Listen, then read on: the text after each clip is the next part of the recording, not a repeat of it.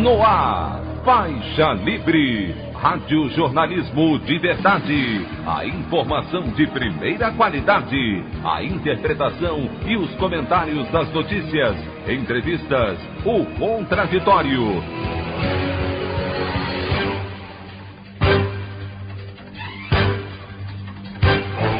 Tudo para aproximar você cada vez mais da realidade do Brasil e do mundo.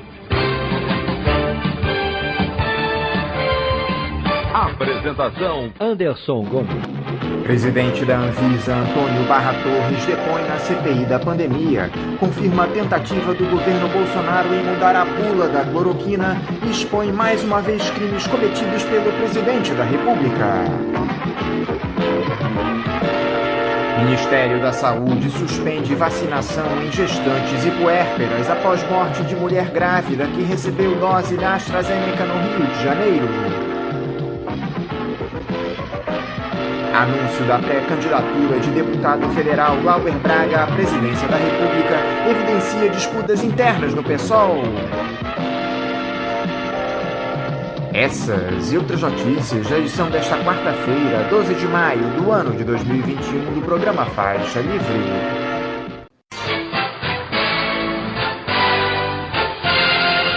O comentário de Anderson Gomes.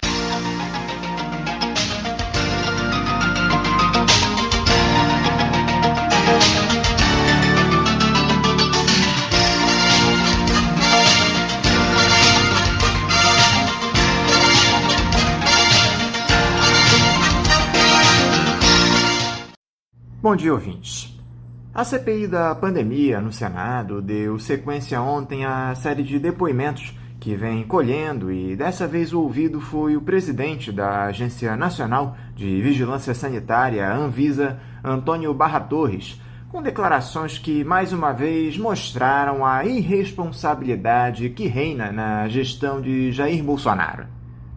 O médico, que também é militar da Marinha, confirmou a ocorrência de uma reunião no Palácio do Planalto no ano passado para discutir a mudança na bula da cloroquina.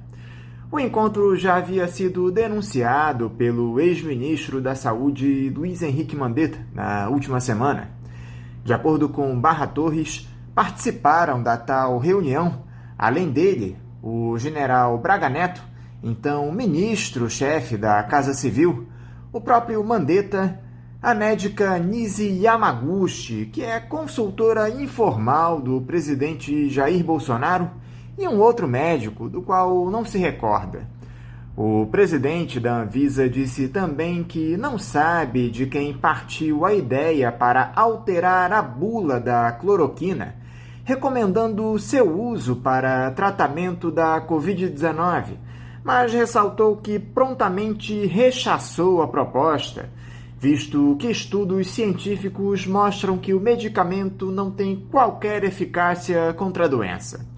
Além disso, segundo o médico, apenas a agência reguladora do país pode modificar a bula de um medicamento, isso desde que seja solicitado pelo fabricante do produto.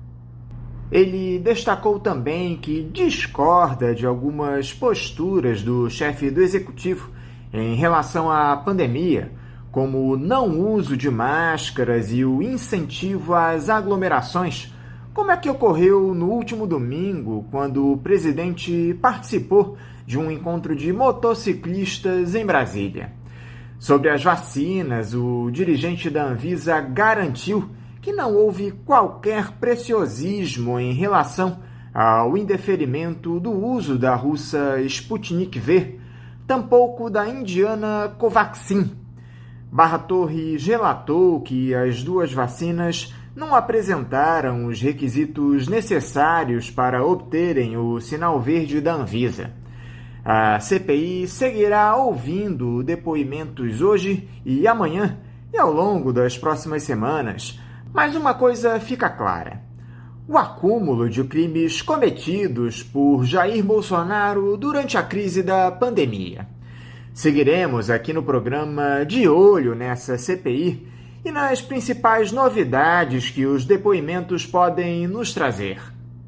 Eu gostaria de aproveitar esse espaço editorial também para ler um belo artigo do Frei Beto, publicado pelo jornal Folha de São Paulo na última segunda-feira, onde ele fala justamente sobre a Covid-19 e a responsabilidade dos gestores públicos neste cenário de caos. O título do texto é Resta-me Humanidade? Todos os dias, na oração da manhã, me pergunto, resta-me humanidade? Como posso suportar, recluso em casa, que lá fora morreram, por descaso do governo, mais de 400 mil pessoas no Brasil? E mais de 14 milhões de infectados não sabem o futuro que os aguarda, se a cura, se as sequelas, se a morte. O que faz meu grito ficar parado no ar? A gota d'água não entornar minha paciência, a esperança me fazer acreditar que serei poupado do genocídio. Como fazer parar a máquina da morte? Como dar um basta ao negacionismo que alimenta essa política necrófila que vitimiza indiscriminadamente ricos e pobres, idosos e jovens, portadores de comorbidades e saudáveis atletas? Mais de 400 mil mortos. Não ouço os sinos tocarem por eles. Vejo apenas múltiplas mãos encharcadas de sangue se lavando poncipilatamente na bacia do mais escancarado cinismo. A dor de mais de 400 mil famílias não dói em mim. O que me resta de humanidade? Na Guerra do Paraguai, o Brasil perdeu 50 mil combatentes. Em pouco mais de um ano, deixamos a pandemia multiplicar esse número por 8. Por quê? Talvez por não presenciar o desespero de quem bate em vão às portas dos hospitais desprovidos de leitos, nem o indescritível sofrimento de quem, entubado e sem receber analgésicos, conhece no corpo as infinitas dores das torturas medievais. Na Guerra do Afeganistão, ao longo de 14 anos, entre 2001 e 2015, 149 mil vidas foram perdidas. Aqui, em 14 meses, esse número foi multiplicado por 3. Como admitir tamanha mortandade? Por ter como causa um vírus invisível? Não. O vírus não age sem que humanos o transmitam. O vírus é como uma bomba atômica jogada sobre Hiroshima e que ceifou 140 mil vidas.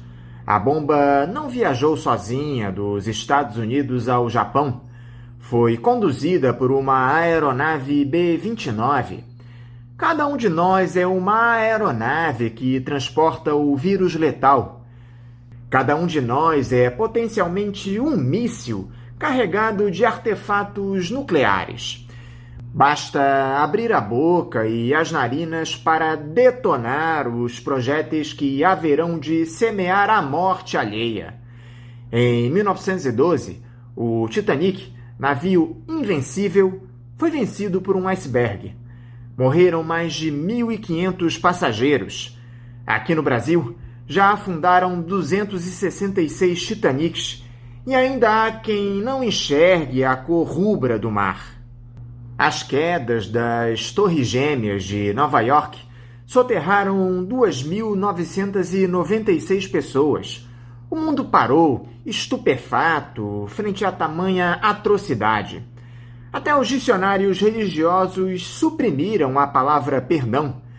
No Brasil já desabaram 134 Torres Gêmeas e ainda não foram apontados os responsáveis por esse terror.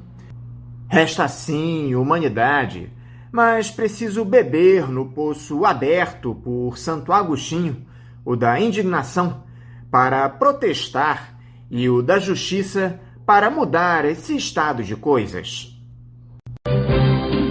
A opinião do Faixa Livre. Bandeirantes, 1360. Estamos apresentando Faixa Livre. Voltamos a apresentar Faixa Livre. Estamos de volta, ouvintes, com o início da edição de hoje do programa Faixa Livre, que tem na sua produção a jornalista Celeste Sintra, auxiliada pela também jornalista Natália Moraes, tendo no comando do áudio o Francisco. Meu bom dia a todos. E meu bom dia também a você, que pode aqui participar nos enviando mensagens eletrônicas para o endereço ouvinte@programafaixalivre.com.br ou ainda registrando suas participações diretamente nas nossas redes sociais. No Facebook, nossa página é o Programa Faixa Livre. No Twitter e no Instagram, para deixar o seu recado, basta seguir os perfis @PGM Faixa Livre. Lembrando que as participações por telefone estão inviabilizadas, pois durante o período da pandemia do novo coronavírus, nosso programa está sendo gravado no dia anterior à sua veiculação. Pedimos desculpas aos nossos ouvintes que costumam interagir conosco desta forma, mas foi a maneira encontrada pela equipe do Faixa Livre para mantê-los informados sobre o que acontece no país e no mundo com essa nossa visão crítica e, ao mesmo tempo, preservando a saúde dos profissionais que levam o programa ao ar. O Faixa Livre pode ser acompanhado também pelo nosso aplicativo para celulares com sistema operacional Android. O nome do aplicativo é Programa Faixa Livre. Os ouvintes também têm acesso à transmissão pelo nosso site, o www.programafaixalivre.com.br, ou pela página da Associação de Engenheiros da Petrobras, a AEPET, uma das nossas entidades patrocinadoras, no www.aepet.org.br. Para quem perdeu alguma das edições ou quer ouvir novamente o Faixa Livre, os áudios das entrevistas e editoriais estão disponíveis no nosso podcast, nos aplicativos Spotify, Deezer e Castbox. E dando início às nossas entrevistas, eu cumprimento o coordenador da área de pesquisa do site Congresso em Foco, André Sattler. André Sattler, bom dia. Bom dia, Anderson. Bom dia aos ouvintes do Faixa Livre. Prazer estar aqui de novo com vocês. André, muito obrigado por você mais uma vez estar conosco aqui no Faixa Livre. André, um dos assuntos mais comentados aí em Brasília nos últimos tempos é essa CPI da pandemia, que está em andamento no Senado. Já tivemos alguns depoimentos na última semana. Ontem compareceu o presidente da Anvisa, Antônio Barra Torres. Hoje deve ser ouvido o ex-secretário de Comunicação da presidência, Fábio Weingarten. Qual é a análise que a ala política aí em Brasília faz desses primeiros depoimentos na comissão, André?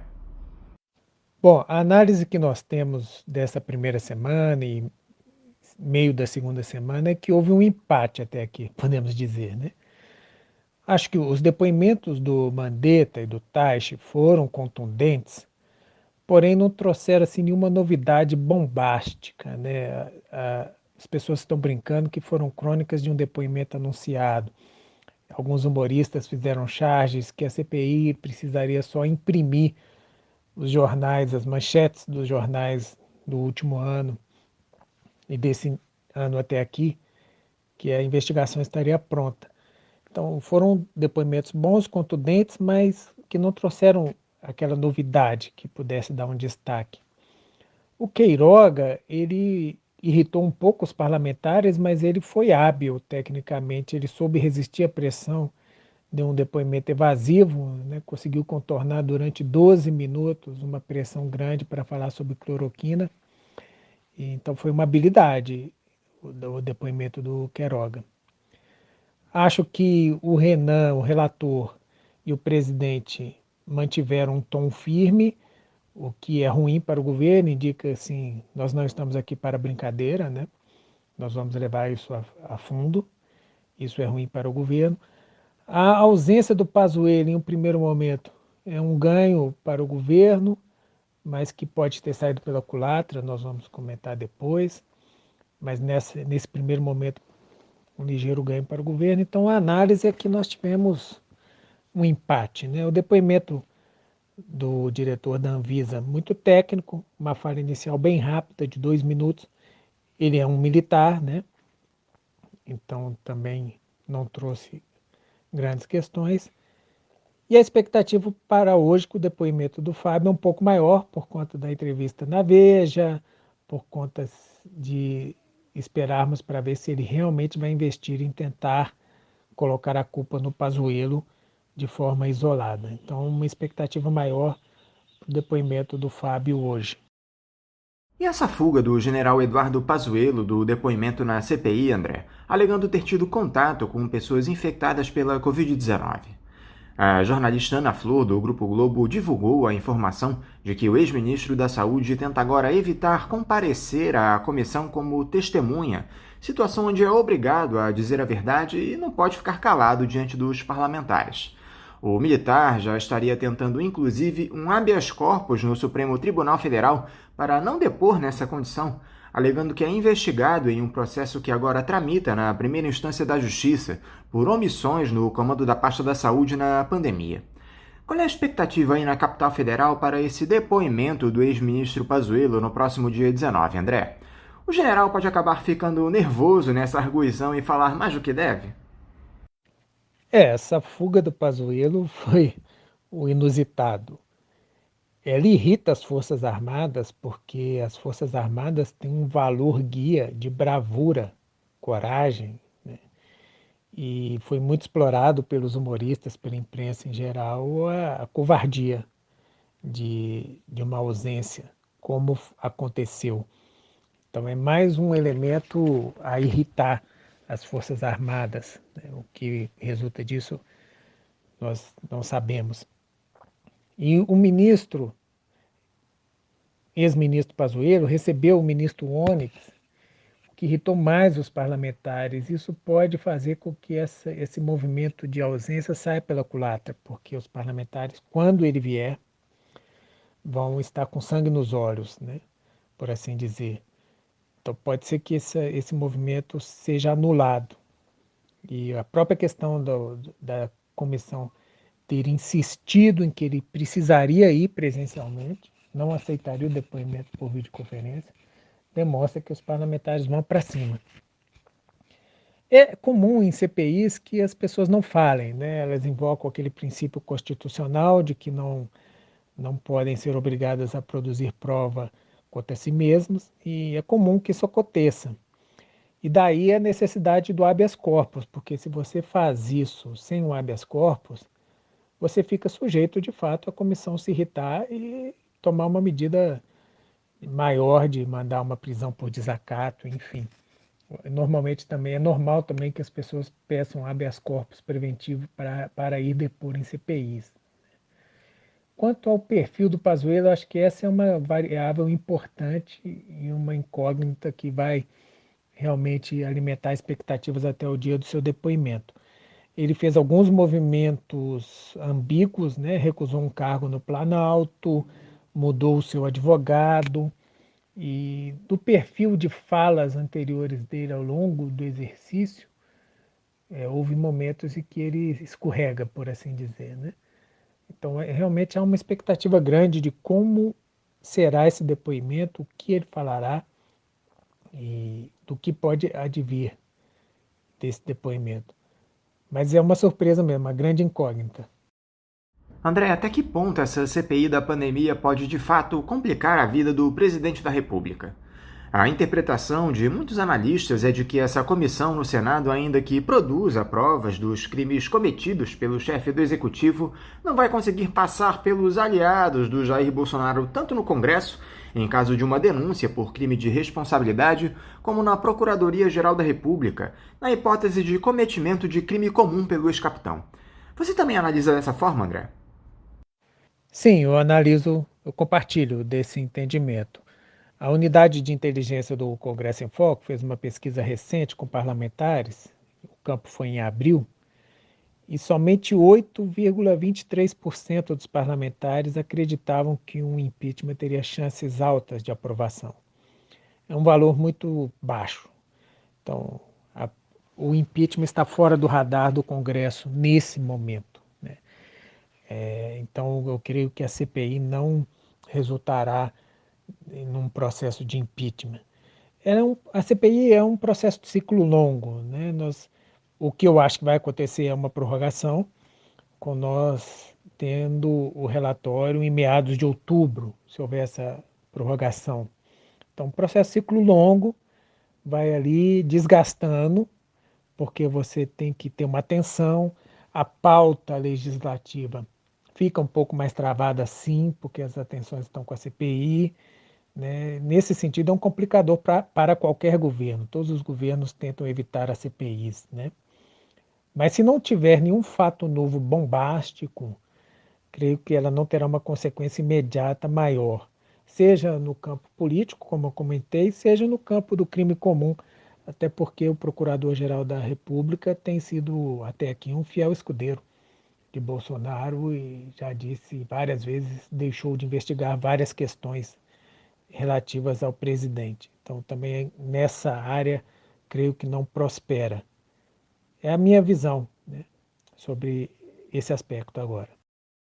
Ainda que não haja expectativa de impeachment do Jair Bolsonaro, André, os resultados apresentados pela CPI podem fragilizar ainda mais uma gestão já combalida como a do ex-capitão e dificultar a sua reeleição no ano que vem. Esse é o maior temor do presidente nesse momento, André, que a renovação do seu mandato fique prejudicada por conta do relatório final produzido pelo senador Renan Calheiros. Com certeza fragiliza. Eu acho que, no mínimo, a CPI aumenta o preço da manutenção da base aliada. O Centrão, por seu histórico, vai cobrar essa fatura. Então, só nesse ponto já fragiliza e é o desgaste que nós comentamos, né? Fazendo uma analogia, a CPI é como um fio desencapado. Você tem que prestar atenção para não tomar um choque. Tem que estar sempre prestando atenção nela, para evitar de tomar um choque desavisadamente, né? O processo legislativo é um pouco assim, né? Você sabe como ele começa e nunca sabe como ele termina. E a CPI se insere no processo legislativo. Então tem até aquela frase do Bismarck, né, que as leis são como salsichas, é melhor não saber como é que elas são feitas. Tem a ver com esse caráter da negociação que ocorre ali por trás, nos bastidores do processo legislativo. Então é sempre uma incógnita que traz uma preocupação para quem está no Poder Executivo. E como eu acho que vai haver uma prorrogação, o relatório, seus desdobramentos, sua repercussão deve acontecer em meados do segundo semestre, que seria o momento da arrancada da campanha eleitoral para o presidente, né? Outros candidatos podem até se dar ao luxo de lançar sua candidatura mais para frente, mas o presidente ali no segundo semestre seria um momento dele estar se preparando para a arrancada da campanha eleitoral e vai ser justamente o momento que nós vamos estar tendo o relatório e suas repercussões. Então, com certeza, considerando tudo isso, é um elemento de fragilizar a gestão do presidente Bolsonaro, uma gestão que já vinha com diversos problemas. Por falar em fragilizado, André, no último fim de semana, o jornal O Estado de São Paulo publicou uma denúncia gravíssima contra o presidente da República, revelando a existência de um suposto orçamento paralelo no governo, utilizado para a compra de apoio parlamentar no Congresso, que já está sendo apelidado de tratoraço e bolsolão. O esquema consiste na liberação de verbas para emendas que já somariam mais de 3 bilhões de reais desde o final do ano passado, onde boa parte desse valor seria utilizado para comprar tratores e equipamentos agrícolas muito acima do valor de mercado, até 259% além do preço de referência. Os ofícios obtidos pelo Estadão indicam que o esquema passa por cima das leis orçamentárias, pois é atribuição dos ministros definir onde e como aplicar os recursos. Além disso, prejudica o controle do Tribunal de Contas da União. Foram citados alguns exemplos dessa farra com dinheiro público, André, como o do ex-presidente do Senado, Davi Alcolumbre, que determinou a aplicação de 277 milhões de reais em verbas públicas só do Ministério do Desenvolvimento Regional. Ele necessitaria de 34 anos no Senado para conseguir indicar esse valor por intermédio da emenda parlamentar individual, que garante a cada parlamentar direcionar 8 milhões de reais por ano. Há outros episódios citados na ótima matéria do jornalista Breno Pires. O Ministério Público já pediu ao TCU que apure esse caso. Qual foi o impacto dessa denúncia gravíssima em Brasília, André? Os apoiadores do presidente reagiram de que forma? Sobre o tratoraço, Anderson, a minha visão é que até aqui a repercussão foi morna. Não foi uma repercussão tão grande. acho que precisamos entender alguns pontos, né? É um escândalo de ciclo longo. Tem muitos aspectos técnicos, muitos atores. O assunto orçamento público é um tema difícil até para especialistas. Para você explicar o escândalo é difícil, né? O que aconteceu de errado é difícil explicar por conta dos aspectos técnicos. Tem que separar o joio do trigo. Há emendas executadas, obras que foram feitas. Você pode discutir o modelo, quem controla o orçamento.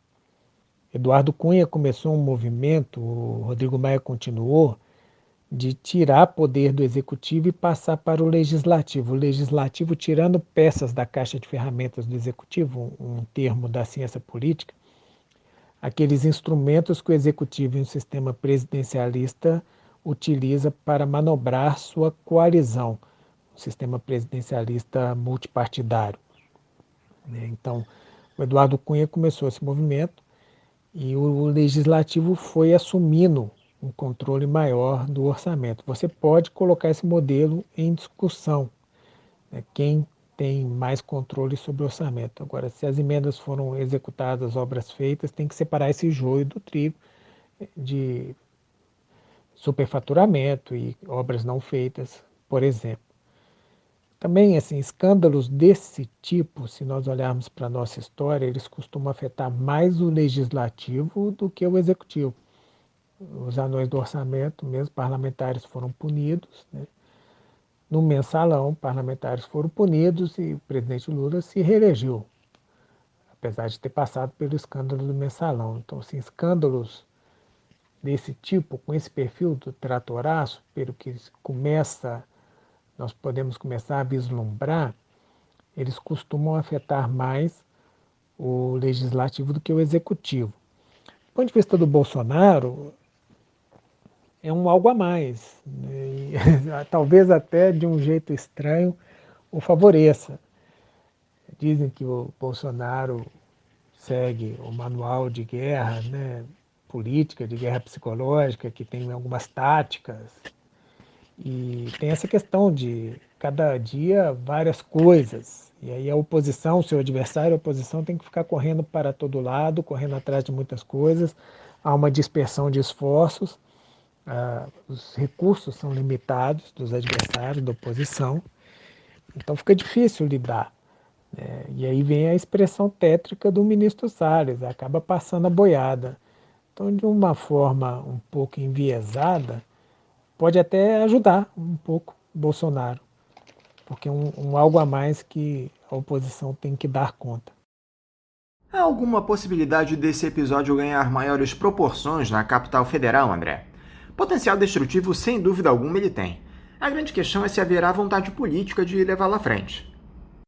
A possibilidade sempre existe. Agora, pensando do ponto de vista da vontade política, é um escândalo que envolve parlamentares.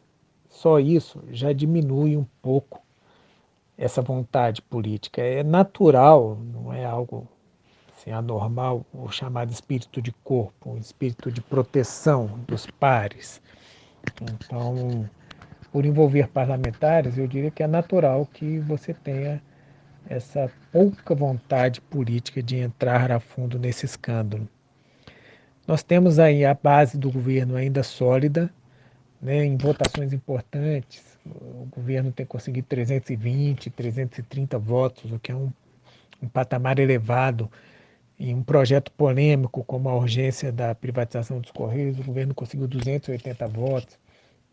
Então, a aliança com o Centrão ela ainda está operante na Câmara, particularmente, e dando um colchão político bem confortável ao governo nesse momento. Então, o cenário não é favorável, ao meu ver, a que esse escândalo particularmente escale em um primeiro momento. Agora, a possibilidade sempre existe. A prioridade da oposição na Câmara dos Deputados é a criação da CPI do meio ambiente. Então entra um pouco na lógica daquele meu comentário anterior, da dispersão de esforços. É difícil dar conta de tudo. Então, para dar conta agora de mais esse escândalo nesse momento, Acho que vai ser mais lento do que talvez se imagine, na minha visão. Um episódio que entrou na mira da CPI da Covid, André, foi esse divulgado por reportagem do jornal Folha de São Paulo, de que o ex-ministro das Relações Exteriores, Ernesto Araújo, mobilizou a pasta para adquirir, junto a parceiros internacionais, insumos para a fabricação da cloroquina, que não tem qualquer eficácia comprovada contra a Covid-19.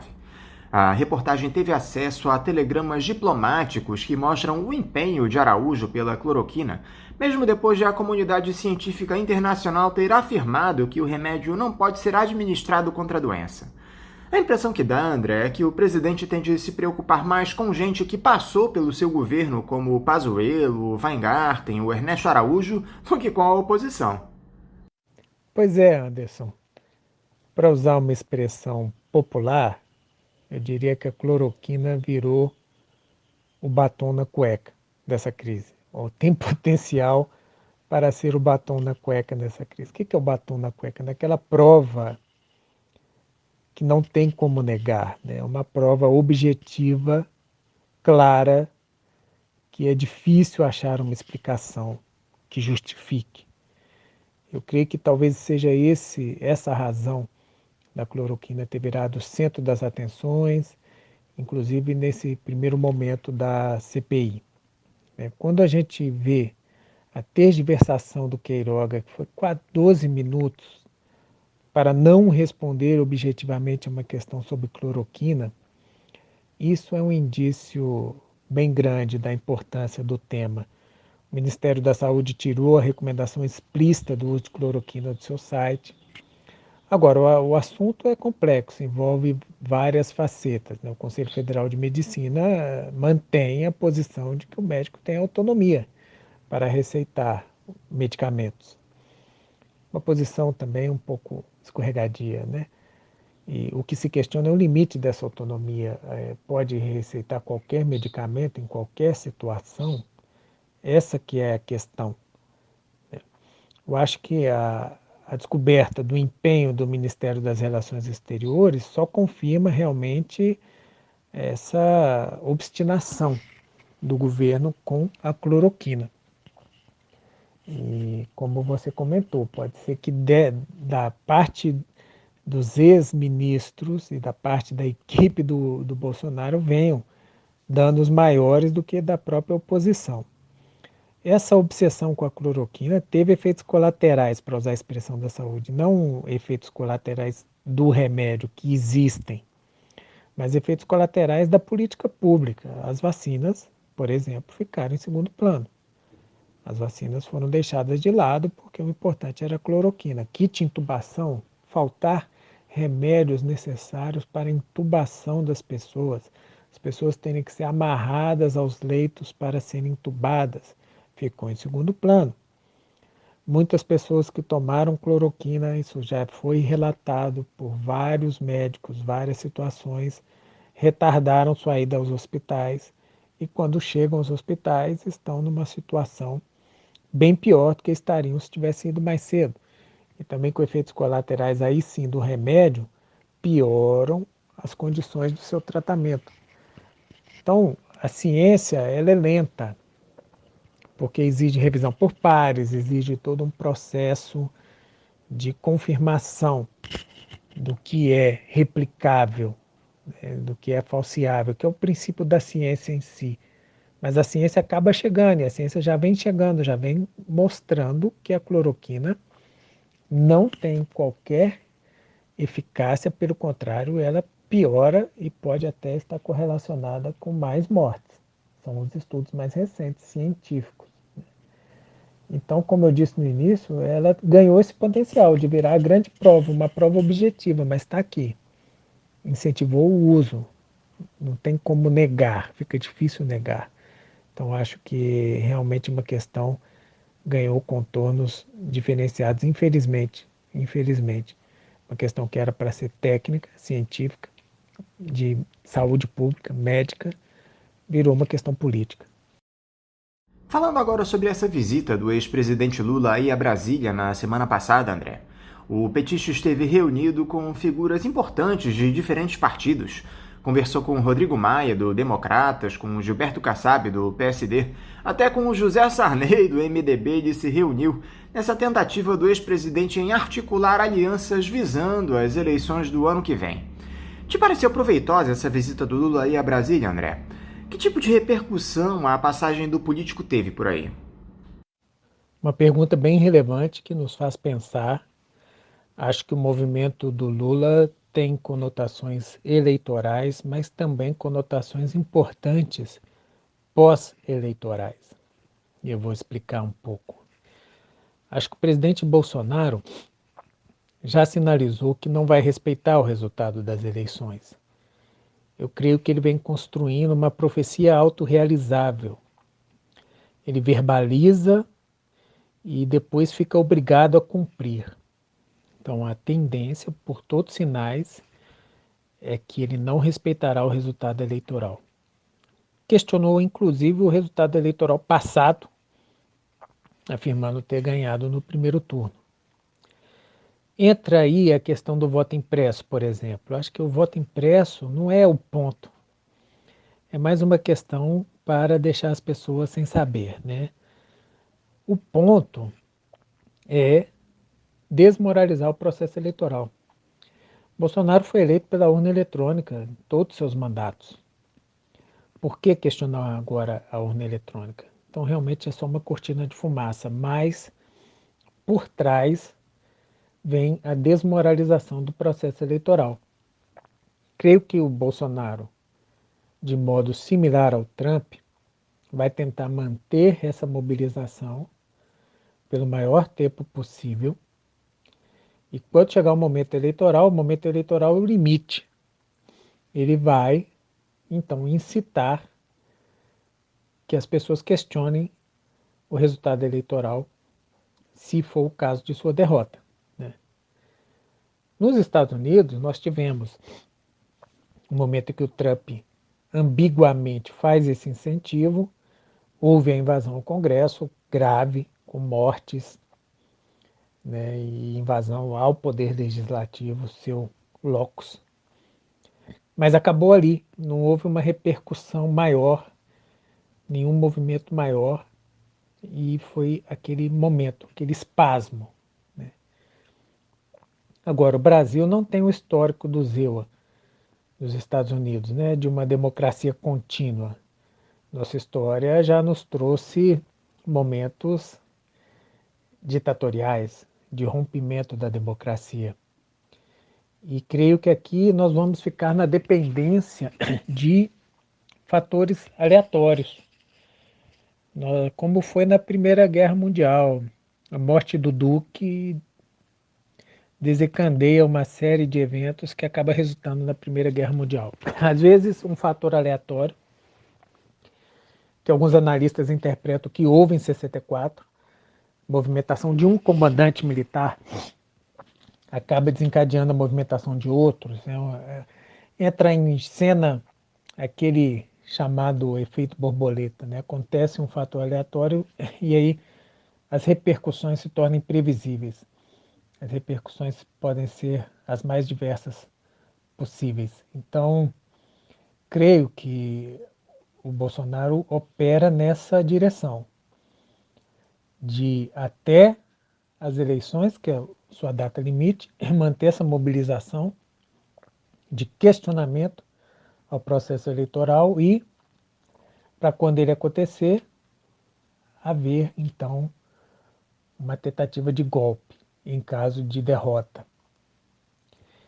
Nessa perspectiva, quem vai enfrentar o Bolsonaro, no caso aqui falando da visita do Lula, tem que construir um arco de aliança grande o suficiente, inclusive para o posicionamento contra essa possível tentativa de golpe, no momento pós-eleitoral. Então, realmente, a foto com o Sarney muito sintomática, né, nessa direção, mas eu creio que o Lula faz um movimento estratégico muito correto, na sua perspectiva, no sentido de construir alianças eleitorais, mas também assegurar a resistência no momento pós-eleitoral, há uma clara tentativa de golpe já anunciada. Essa tentativa já está anunciada. A gente vinha falando da CPI da Covid, que a investigação, para alguns chargistas, a investigação seria só imprimir as manchetes dos jornais, que essa tentativa de questionamento do resultado vai acontecer, é só imprimir as declarações, ela está anunciada. Né? Para que uma tentativa como essa venha a não dar em nada, como nos Estados Unidos, que seja dissipada, é preciso que cada instituição esteja no seu lugar e é preciso que a elite esteja minimamente pacificada.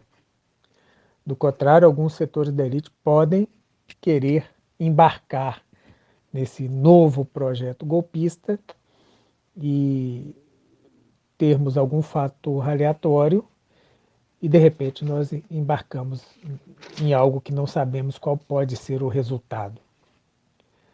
Será um momento muito conturbado. Então, eu vejo a visita do Lula e essa formação desse grande arco como esse colchão que garanta um momento eleitoral, mas garanta também um momento pós-eleitoral. Acho que é muito importante.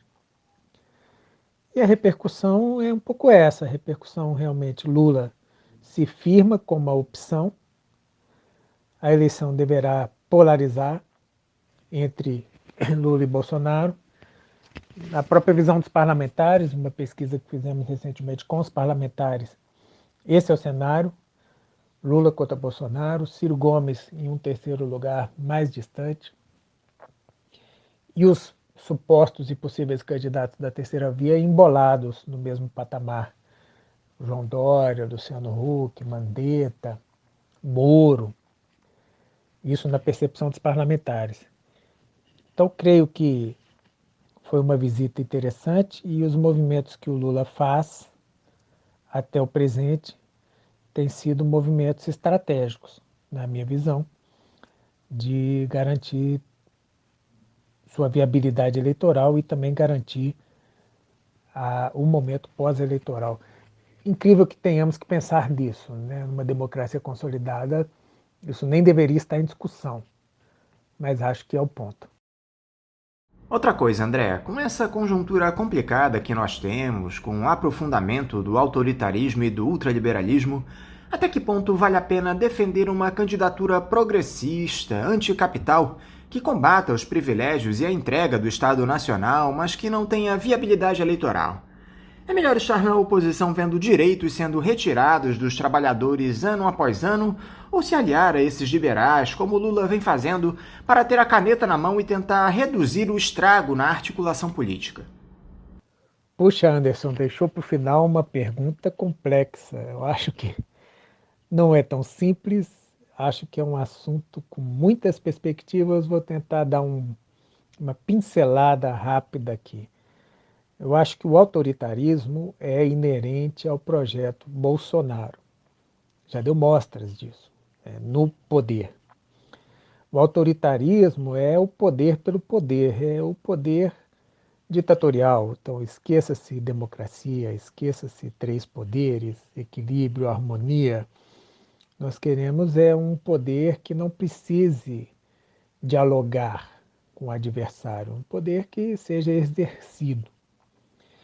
E da parte de Bolsonaro, acho que esse desejo de exercer o poder vem mais ligado à pauta de costumes mesmo, e à pauta militarista e armamentista. Então, ele, com sua base de apoio, gostaria de que suas visões fossem implantadas sem serem questionadas. O que fica difícil numa sociedade moderna pluralista, como se diz, onde diferentes concepções de mundo existem e convivem. Né?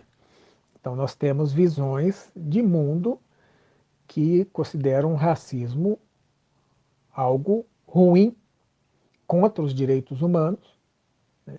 Uma violação grave dos direitos humanos.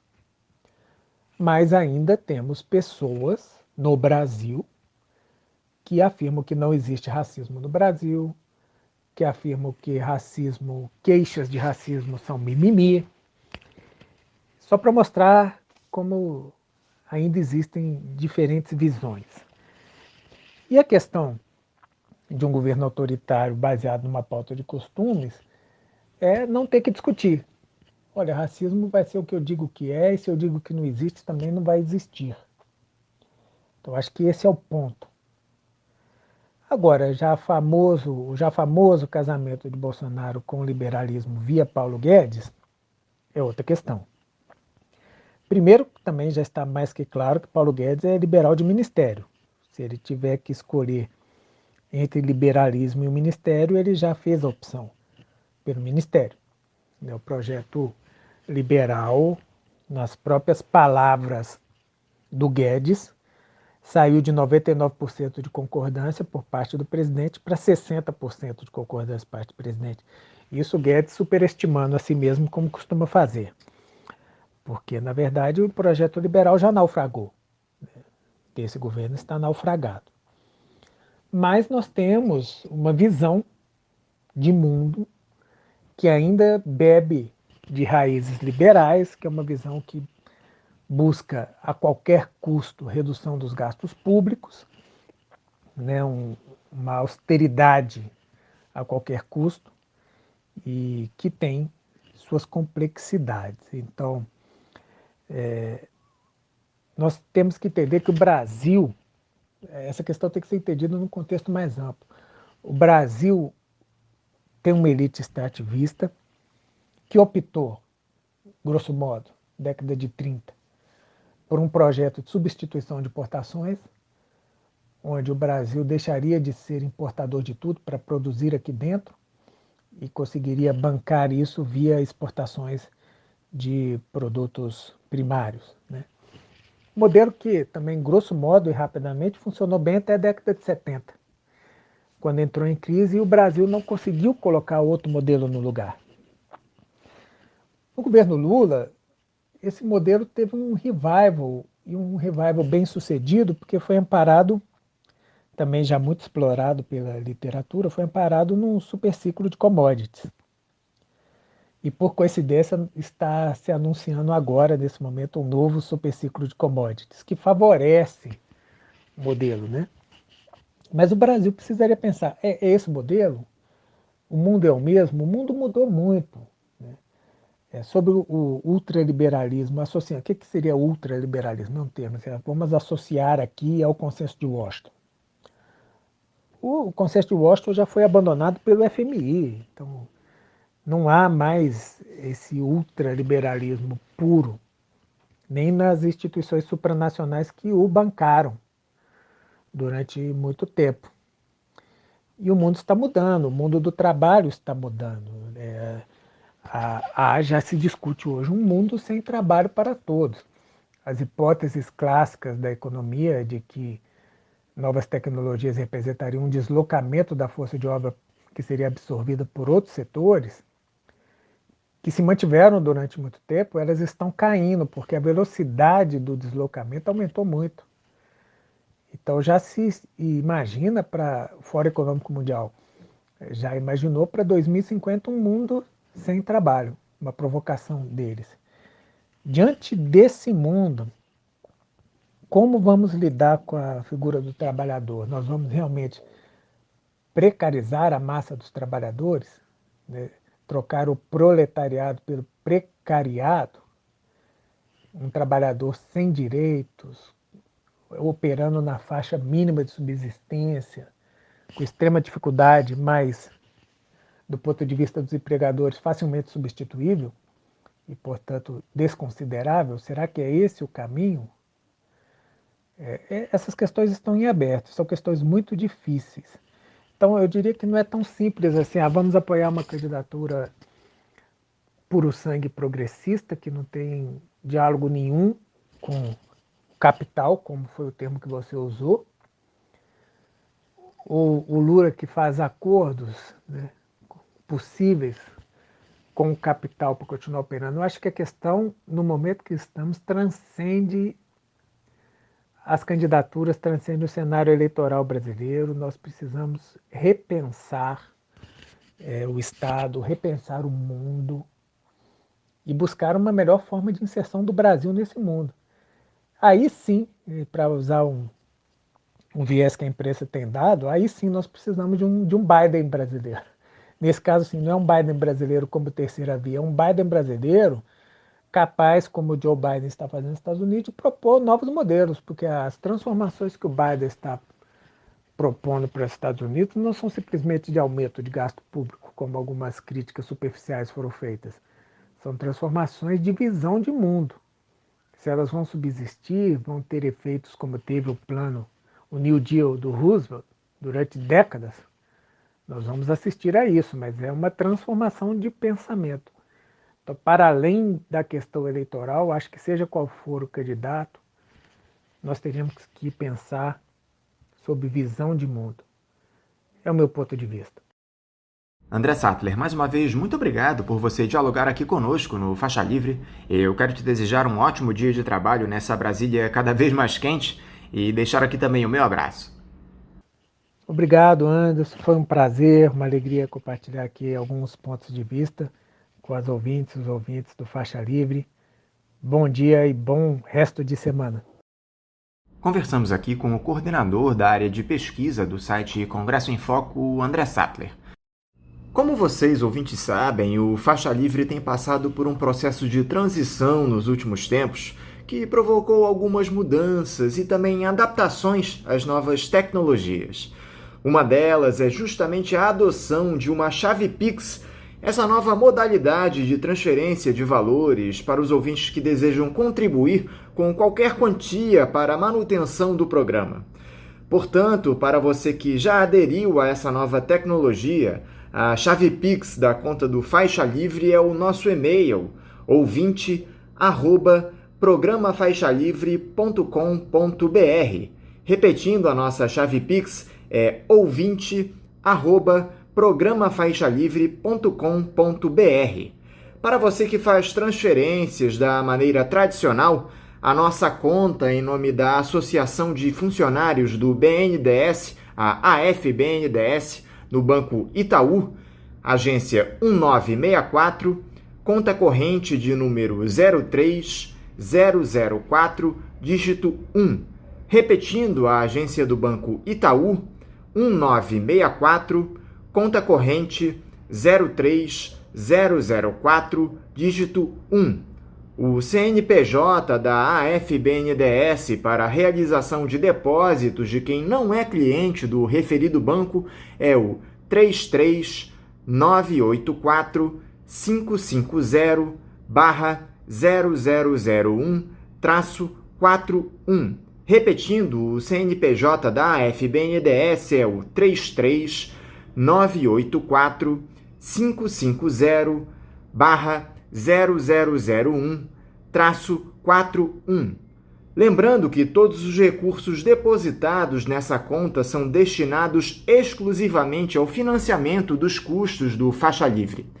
Para quem não conseguir anotar as informações referentes à conta, elas estarão disponíveis no nosso site, o www.programafaixalivre.com.br, e nas nossas redes sociais, no Facebook, Twitter e Instagram.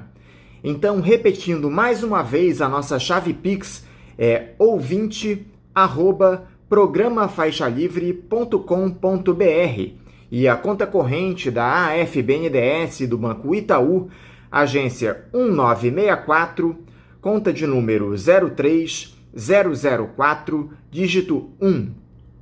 Vamos agora ao nosso primeiro intervalo. Voltaremos já já. Voltamos a apresentar Faixa Livre. Já voltamos, ouvintes, e agora eu saúdo o juiz da Associação Juízes para a Democracia, João Batista Damasceno. João Batista Damasceno, bom dia. Bom dia, Anderson, bom dia, ouvintes do programa Faixa Livre. É um prazer muito grande estarmos aqui mais uma vez nesta interlocução. Damasceno, muito obrigado por você mais uma vez estar conosco aqui no Faixa Livre. Damasceno, a Câmara aprovou na semana passada aquele projeto que revoga a malfadada Lei de Segurança Nacional, aquele lixo herdado da ditadura militar que tem provocado uma série de episódios absurdos nos últimos tempos, Medidas autoritárias patrocinadas pelas polícias a mando do governo de Jair Bolsonaro, pelo Supremo Tribunal Federal. O texto base desse PL também acrescenta no Código Penal uma nova seção para tipificar 10 crimes contra a democracia em 5 capítulos. Entre eles, os crimes de interrupção de processo eleitoral, fake news nas eleições e atentado ao direito de manifestação. A matéria agora segue para a análise do Senado. Você chegou a dar uma olhada no texto desse projeto de lei, Damasceno? O que é que você achou dessa provável revogação da Lei de Segurança Nacional? Anderson, a remoção deste entulho autoritário, que é a Lei 7.170 de 1983, a Lei de Segurança Nacional, editada ainda no governo do último ditador, da ditadura empresarial militar que governou esse país de 1964 a 1985, que foi o general-presidente João Batista de Oliveira Figueiredo, deveria ter sido removida há muito mais tempo. Esse tipo de entulho autoritário não poderia ter sobrevivido com a ordem democrática e menos ainda com a Constituição de 1988. Não foram as forças progressistas que pugnaram agora pela aprovação. Eu acompanho esse projeto, acompanho essa discussão desde quando o deputado Hélio Bicudo apresentou o projeto de lei 2.462 em 1991, e mesmo o partido do qual ele fazia parte não se moveu para a remoção desse entulho autoritário e a edição de uma lei de defesa do Estado Democrático. Os partidos que agora pediram a inclusão em pauta do projeto de lei 6764 de 2002, e que foi aprovado na Câmara, não são partidos que estiveram comprometidos com a redemocratização do país, muito pelo contrário. Tem muita gente ali que apoiava a ditadura e gente que apoiava, inclusive, a linha dura do regime, o pessoal de porão. Eu estive lendo os tipos que serão incluídos no Código Penal a pretexto de defesa do Estado democrático de direito. Tem alguns tipos ali que são preocupantes, tal como a lei antiterrorismo editada pela presidenta Dilma Rousseff, são leis que podem servir para criminalizar manifestantes e movimentos sociais. Então, efetivamente, não é por completo uma lei de defesa, não são dispositivos de defesa do Estado Democrático de Direito. Ao contrário, pode até servir para cercear as liberdades. Claro, de qualquer modo, a remoção desse entulho autoritário, da Lei de Segurança Nacional editada pela ditadura empresarial militar, é algo a ser saudado. É uma pena que não tenha sido feita, que isto não tenha sido feito pelas forças efetivamente comprometidas com a democracia e, desde aquele período, com a redemocratização do país. E por que, Damasceno, por tanto tempo se manteve na legislação brasileira esse artifício que promoveu uma série de prisões que atentavam contra direitos básicos de uma democracia? As forças progressistas, ou chamadas forças progressistas, negligenciaram muitas das questões que foram prometidas durante a luta contra a ditadura. Então, boa parte dos mecanismos autoritários foi mantida. Boa parte foi mantida. E essas forças jogaram muito mais na conciliação, forças aparentemente progressistas jogaram muito mais na conciliação, não joga para debaixo do tapete, não vamos levantar essas questões, não vamos fazer polêmica, e por isso o projeto do deputado Hélio Bicudo, apresentado em 1991, nunca mereceu consideração. A conciliação só é possível quando os interesses são conciliáveis. É impossível falar em conciliação em conflito de interesses inconciliáveis. E isso foi negligenciado. Lamentavelmente, teve gente, forças políticas que, a pretexto de apaziguar o país, essas forças permitiram que aqueles que atuaram no porão pudessem se fortalecer e estivessem hoje no cenário à vista de todos, como estão no presente momento. Falando em punição, Damasceno, a polícia de Minas Gerais prendeu o analista de sistemas Felipe Cesário, que atirou ovos contra manifestantes bolsonaristas que realizaram ato no Dia do Trabalhador.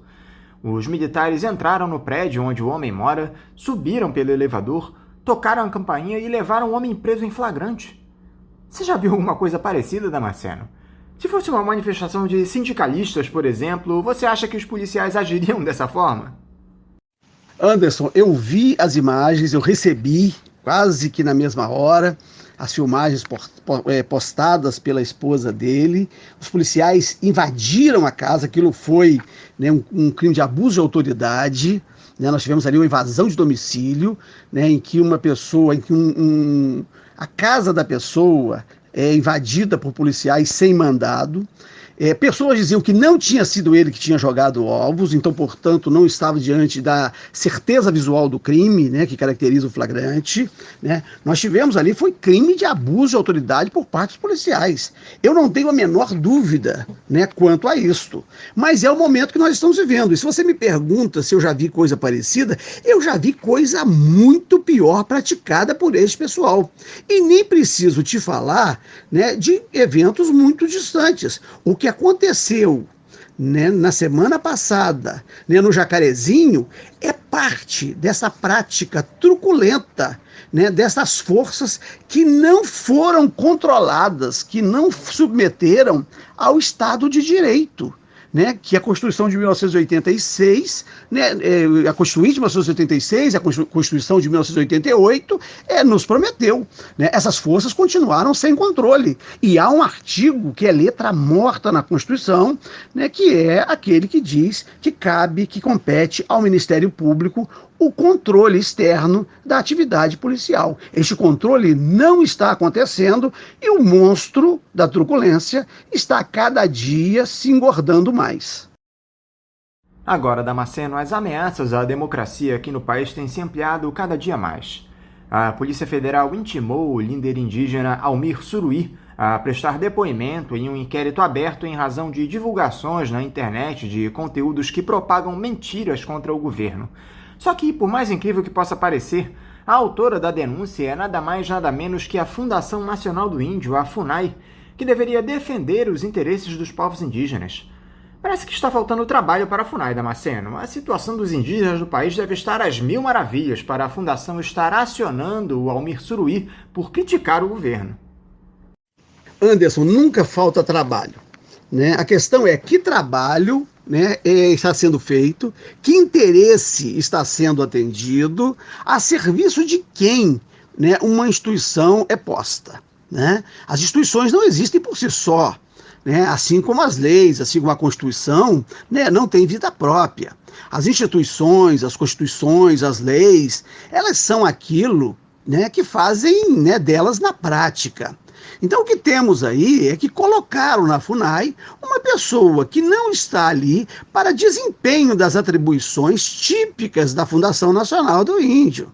Né? Então a FUNAI, neste momento, está sendo dirigida por quem não tem compromisso com as suas atribuições institucionais. Né? Assim como no Ministério da Educação é colocado gente que não tem compromisso com a educação do país, assim como, né, na Secretaria de Direitos Humanos não é colocado gente que tenha compromisso com os direitos humanos, assim como na Secretaria de Igualdade Racial é colocado gente que não tem compromisso com a igualdade racial. Então essas instituições estão sendo dirigidas e têm sido colocadas em algumas instituições pessoas não para desempenhar as atribuições da instituição, mas ao contrário, para impedir que as instituições funcionem como deveriam. Né? Então essas pessoas estão lá para desempenhar os papéis para os quais foram escaladas. E aí é que nós vamos encontrar, né, um dirigente da Fundação Nacional do Índio, né, se voltando contra os originários, contra os indígenas. Né? Acho que essa que é a questão. É uma antipolítica institucional, né? É uma antipolítica, né, ou um anti-objetivo institucional de cada uma dessas instituições. Né? Isso está no script. Essas pessoas são colocadas lá para fazer este tipo de coisa. Né? Impedir que a instituição funcione como deveria funcionar, né? E tentar admoestar, tentar cercear a expressão daqueles, né, que fazem as suas postulações ou daqueles que exigem que as instituições funcionem, né, tal como foram criadas para funcionar. Outra situação que tem intrigado Damasceno é essa fixação do Jair Bolsonaro pelo voto impresso. Na última semana, ele chegou a ameaçar a realização das próximas eleições caso o país não estabeleça a impressão dos votos, atacou o Tribunal Superior Eleitoral. Por que o político eleito pela urna eletrônica em 6 pleitos consecutivos, Damasceno, tem tantas dúvidas quanto à legalidade do processo?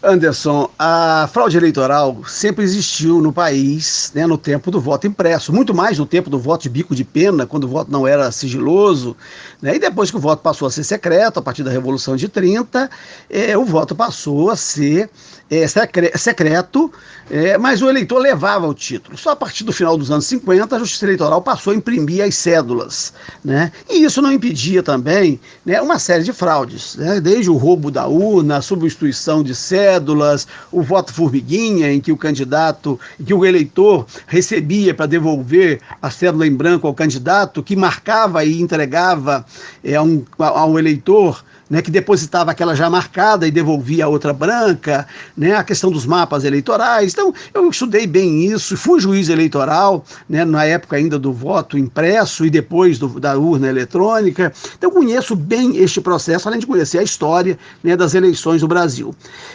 Uma coisa que um candidato que está despencando, um candidato que já sabe que vai ser derrotado, ele já começa a falar, é o medo de fraude, né? Essa é uma desculpa, né, que os candidatos normalmente, os candidatos com vistas à derrota já começam a propagar antes da eleição. São duas coisas que são comuns nas eleições do Brasil: os atentados, né, o carro do candidato que leva um tiro, né, normalmente quando não tem ninguém dentro, né, ou em alguma parte do carro que não submeta, né, os passageiros ou o motorista a risco, né, no pneu, no paralamas, né, e que é chamado de atentado, que é para poder, né, ganhar visibilidade durante o processo eleitoral. Isso é muito comum na Baixada Fluminense, e em 1996 teve uma candidata que disse que tinha sofrido um atentado, tinha levado um tiro e engessou o braço, né? Isso está na internet aí, pode ser conferido, quem quiser saber quem é a deputada que o fez quando um parente dela era candidato a prefeito da Baixada Fluminense. Então, o falso atentado e a alegação de fraude do perdedor é uma forma que ele tem de manter a sua militância, a sua base mobilizada, né? E o presidente, né, começa a lançar-se contra as instituições, né? E isso é perigoso, porque ele pode estar atiçando um pessoal, né, que, né, pode colocar, né, em risco, né, determinada parcela institucional no Brasil, né? É muito perigoso, é muita irresponsabilidade, né, o que nós estamos vivenciando no presente momento. Você acha mesmo necessário, Damasceno, que o voto seja impresso pela urna eletrônica? O presidente do TSE, ministro Luiz Roberto Barroso, avalia que isso pode provocar um caos no processo eleitoral com a judicialização do sufrágio. Qual é a sua opinião a respeito disso, Damasceno? Olha, um pleito não pode estar sujeito à suspeição, né? É claro que a impressão de voto não pode ser a tal ponto de que o eleitor tenha, né, o comprovante de quem votou. Isso quebraria, né, o sigilo do voto, né? E você imagina isso numa zona de milícia, ou numa zona do tráfico, numa zona de um mando local violento, né, que se exija que o eleitor, né, passe depois lá no comitê eleitoral para demonstrar em quem votou. Né, nós acabaríamos com a liberdade eleitoral, né, se o eleitor pudesse ter um comprovante da pessoa em quem votou, né? Mas talvez nós possamos pensar para o futuro em alguma coisa em que o voto impresso passaria, né, por um tubo de vidro e cairia numa urna, né, sem que tivesse o contato físico, né? Isso é possível. Imprime, né, tal como uma cartela destas, né, que a gente recebe no estacionamento quando chega para entrar com o carro, né, e sem tocar, né, sem que seja possível o eleitor tocar naquele papel ou ficar com ele, né, isso passaria, ele conferiria e aí cairia né, numa urna física e ficaria lá lacrado para a eventualidade, né, de uma auditoria, né. Mas a urna em si, ela tem muita segurança, é muito, mas infinitamente melhor, né, do que todas as modalidades que nós tivemos anteriormente, que possibilitavam uma gama muito grande de fraudes, né? E essas urnas são auditadas. os partidos políticos podem auditar, podem contratar técnicos, né, para aferir, né, a regularidade das urnas, né? Então, né, isso aí, na verdade, é um discurso, né, político de alguém, né, que antevê uma derrota e que já quer manter a sua base violenta mobilizada, né, para não reconhecer, né, o resultado do pleito futuro. Eu queria colocar também na nossa conversa hoje, Damasceno, essa barbárie que foi a chacina do Jacarezinho na última sexta-feira, porque eu me recuso a chamar aquilo de operação policial. O saldo de 28 mortes configurou a ação mais letal da Polícia do Rio na história. Eu nem farei maiores comentários a respeito, Damasceno. Eu quero te passar a palavra logo para saber quais foram as suas impressões sobre esse episódio criminoso promovido pela Polícia do Rio de Janeiro. Anderson, as execuções começaram no Brasil. Esse tipo de execução começou no Brasil às escondidas, no final dos anos 50, e era uma ou outra pessoa, né? O cara de cavalo, mineirinho, né? E ocorria à noite. Né? Depois, na ditadura empresarial militar, os esquadrões da morte passaram a atuar também em execuções à noite. Já no período democrático, em 1990, nós tivemos a chacina de Acari, né, mas foi à noite, os corpos não apareceram, e depois as mães de Acari, que queriam os corpos dos seus filhos para sepultar, também foram paulatinamente sendo executadas. Em 1993, nós tivemos duas chacinas, né, a de Vigário Geral e a da Candelária, ambas praticadas por policiais, mas à noite. Né? A partir de 2007, nas chacinas do Alemão e Coreia, nós passamos a ter chacinas à luz do dia e algumas delas filmadas pelas próprias forças que promoviam. Né? Em 2007, um conjunto de entidades e de personalidades, de autoridades, lançaram um manifesto contra o que se denominou da época, e o nome ficou, de política de extermínio. Né? As forças democráticas naquele período compuseram com esse tipo de coisa.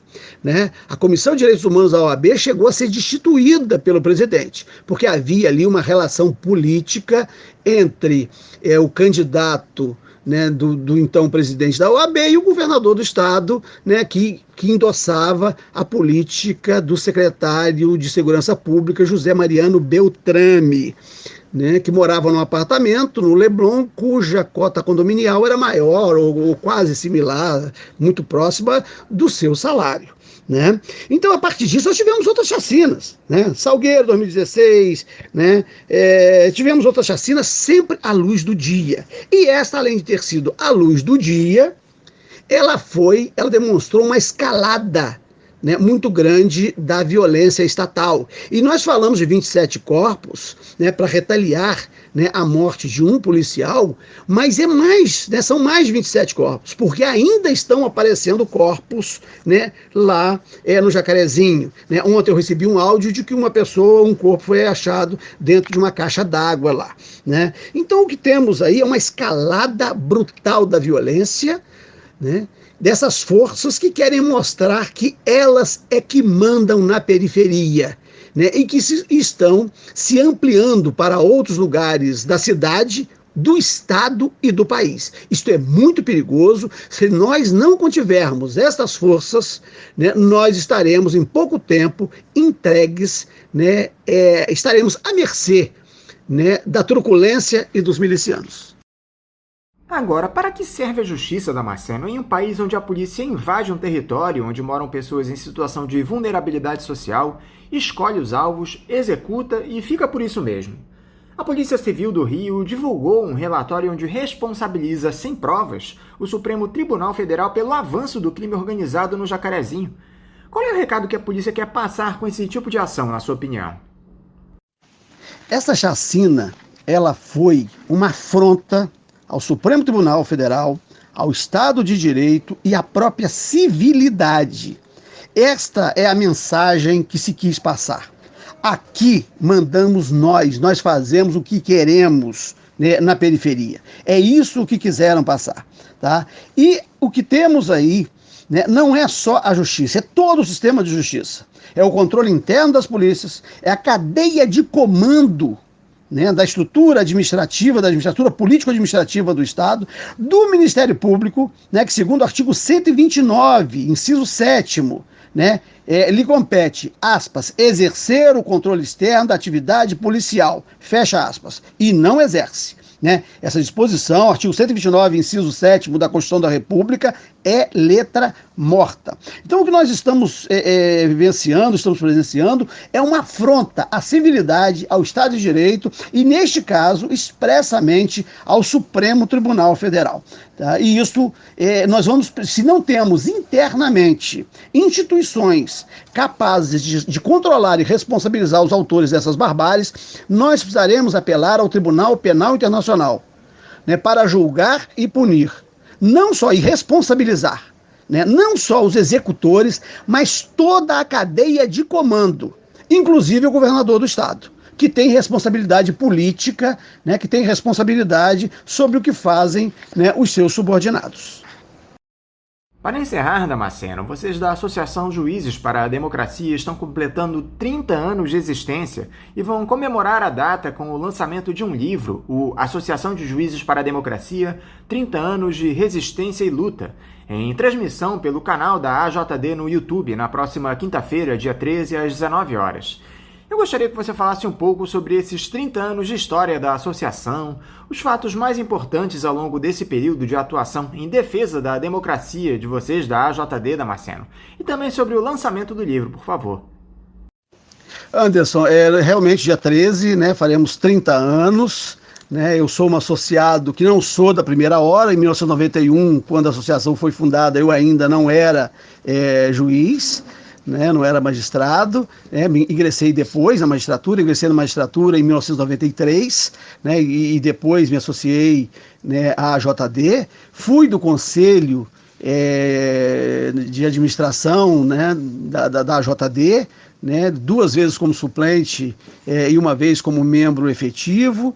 Em 2008, no dia 29 de fevereiro de 2008, nós instalamos o núcleo da JD, né, a JD Rio, o núcleo da JD no Rio de Janeiro, né, então nós éramos muito poucos naquela época, e eu fui o primeiro coordenador regional aqui do Rio de Janeiro. Mas sobre o livro eu não vou falar não, porque esse livro é uma fantasia, né? A atual coordenação é um pessoal que veio da Justiça, né, capitaneado por um pessoal que veio da Justiça do Trabalho muito recentemente, alguns dos quais perderam espaço nas suas associações corporativas, né, nesse problema dessa polarização que aconteceu no país aí.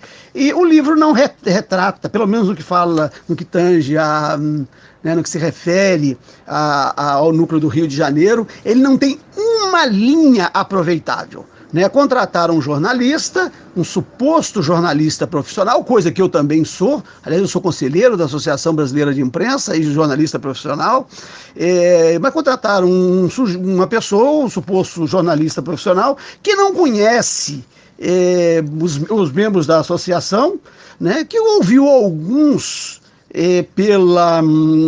por telefone ou por plataformas digitais, né, e adotou a história de um ou de outro. No caso do Rio de Janeiro, apenas de uma pessoa, né, um valoroso companheiro, mas que contou a história dele, não a história da JD. Aliás, deve ter sido perguntado a ele como é que é a vida dele, o que ele fez. Ele contou a vida dele e o tal do jornalista entendeu, né, que esta era a história da JD. Né? É um livro sofrível que presta um desserviço, né, à história da Associação Juízes para a Democracia. Mas nós faremos outros, e a nossa história, né, a história da JD é a história da JD. Né? Foi uma pena, né, que a pessoa que remanesce na coordenação nacional, na presidência nacional, depois que a maioria dos conselheiros renunciou, né, à permanência no conselho, não tenha tido, né, a grandeza, né, de pedir uma retificação do livro ou a publicação de um livro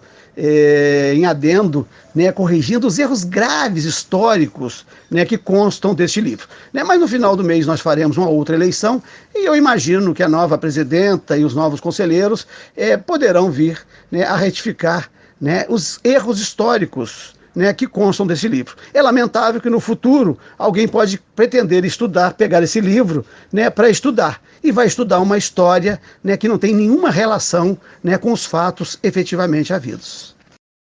João Batista Damasceno, muito obrigado por você estar aqui conosco mais uma vez no programa. Eu quero parabenizar vocês da Associação Juízes para a Democracia pelos 30 anos de existência, te desejar um ótimo dia de trabalho e deixar aqui o meu abraço. Anderson, é um prazer muito grande termos tido mais essa interlocução, né? Eu também fico muito feliz de pertencer à Associação Juízes para a Democracia, que completa agora 30 anos de existência e de resistência. E continuaremos, né, juntos, né, com você, com a Celeste, com, né, os membros do programa Faixa Livre, com os ouvintes, né, na resistência, com existência e na resistência, né, porque a cadela do fascismo sempre está no cio. E nós que temos compromisso com a democracia, com o Estado Democrático de Direito, precisamos sempre estar impedindo, né, que o ovo da serpente venha né, a produzir, né, os seus resultados, né, e que a cadela do fascismo, né, venha a ficar prenha. Um abraço para você e para todos os ouvintes do programa Faixa Livre.